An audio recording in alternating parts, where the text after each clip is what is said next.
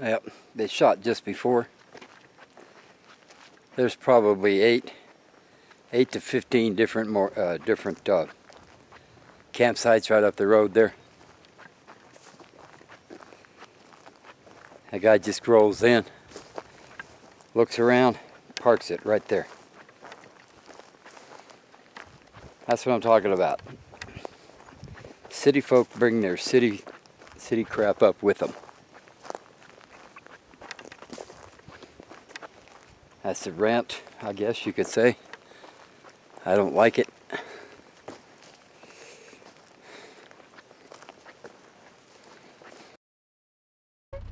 Hi folks, it's JP.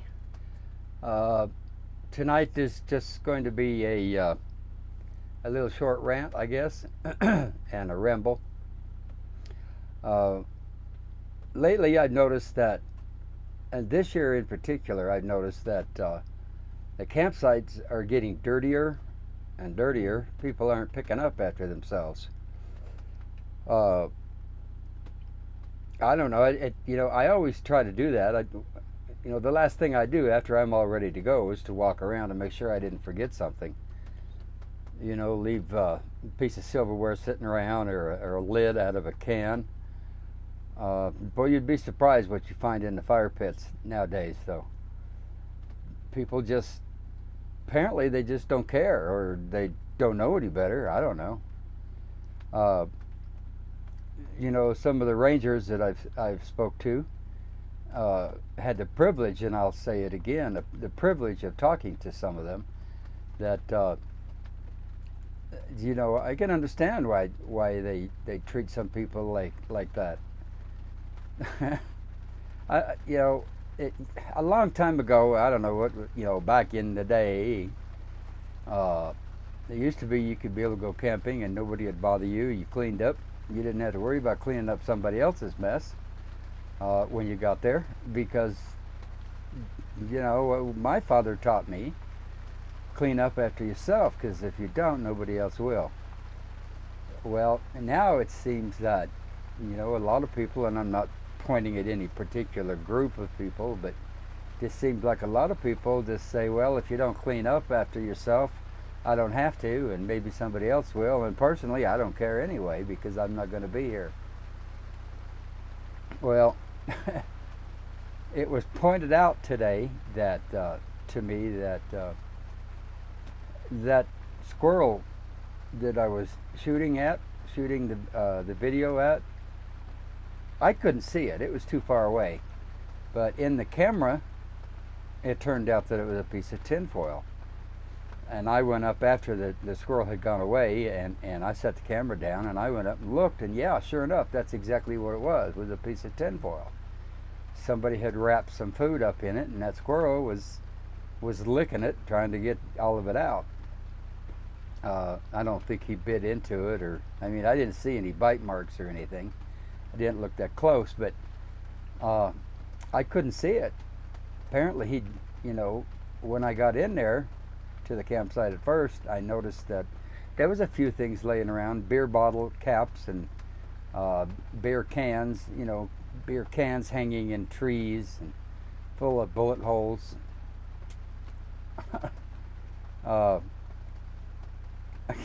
Target practice is one thing, but if you're using live rounds, it's a federal law that you're breaking. You cannot have a gun in the forest in Arizona, especially. I don't know. I guess you can have a gun, but you can't be using it for target practice. It's against the law. For that reason, people just leave stuff in the trees, leave their shells on the ground. Brass is kind of if you kind of lick it just a little bit, it almost has like a salty taste to it.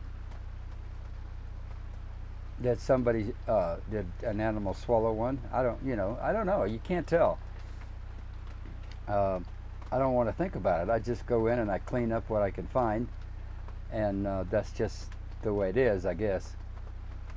But people, I got to tell you, man, clean up what you left. Even if you don't pick up what other people have left, clean up what you left.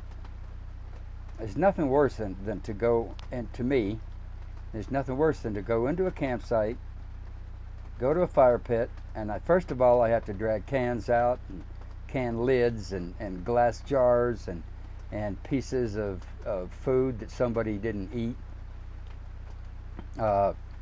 It's charred.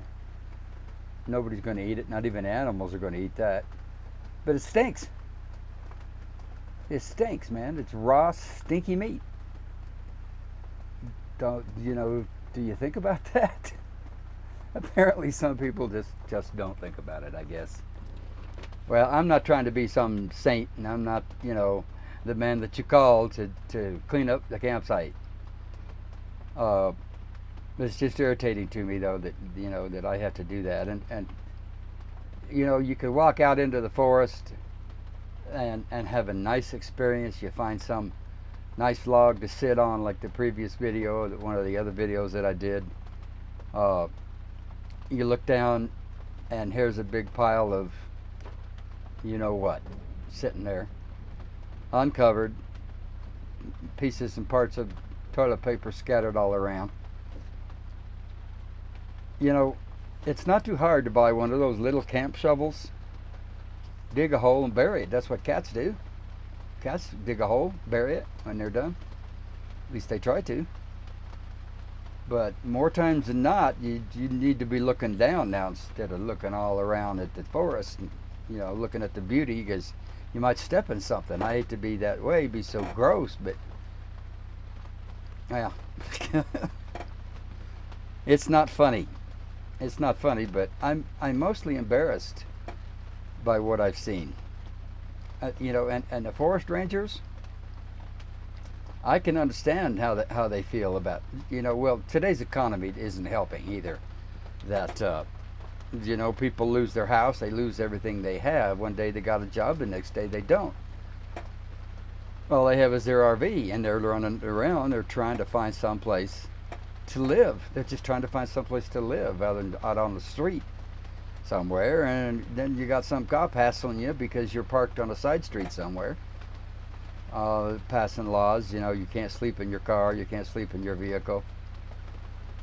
So what do? They come to the forest in hopes that maybe they can just move around a little bit and try to avoid some of that while they're trying to figure out what's going to happen tomorrow. They got kids, and then they get hassled because their kids aren't in school. So but anyway, the rangers, I can understand why they treat people like that. They're just trying to do their job, people. They're just trying to do their job, and that's to preserve the forest. That's what their job is. It's hard for them to come out and see a beautiful forest that they have to spend 2 or 3 hours trying to clean up because somebody didn't care enough to pick up after themselves. Mommy and Daddy wasn't there, so they just left it. I guess that's it. The ghost story. I've been kind of busy the last 2 or 3 days or so a week, and I've had to move around just a little bit, not because of the rangers or because of anything, but it's raining. It's been raining hard every day. It looked like it snowed last night. The hail was so thick and heavy coming down. Poor Lilly, she just freaks out when that happens. The rain, she's a little bit leery about. She comes out and starts meowing, looking at me like, what's going on, Dad? But the hail, it's so loud and noisy, she gets scared. Look out the window and it looked like it snowed out there. The internet has been up and down and all around and slow.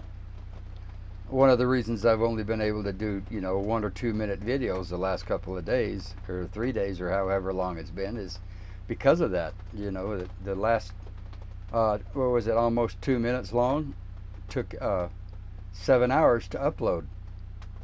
That's ridiculous. I move around, try to find someplace. I'm in a good spot now, so I got 4G and 2 bars of 4G, and it's pretty stable. So Anyway, the ghost stories, yeah, I'm going to continue those because people like them. I guess it was pretty popular, and I'm formulating some things to do with that.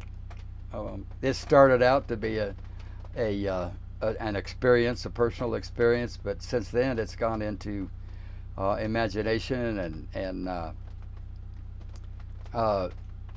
I just love to do that. I love to work my mind. I don't know. I'm not try not to be too weird, but I'm not a writer. I didn't take any classes for it, but I do have an imagination, and people have told me that I'm a pretty good storyteller. So I'm going to continue those. I gotten a couple of new subscribers because of it. Well, not so much new subscribers, but people that come and that will check it out every time, and they'll make comments, and boy, I like that. People that have been around a little bit for a little while but don't comment much, now they're all of a sudden commenting and complimenting, and I enjoy that. I really, really appreciate that. Makes me feel better to know that some people like what I'm doing. I like what I'm doing, and it just feels good to have people tell me that they like that too. So anyway, I guess that's it. My rant for the, I think I said that, didn't I? My rant for the month? 2 or 3 videos ago. Well, anyway, there's a rant.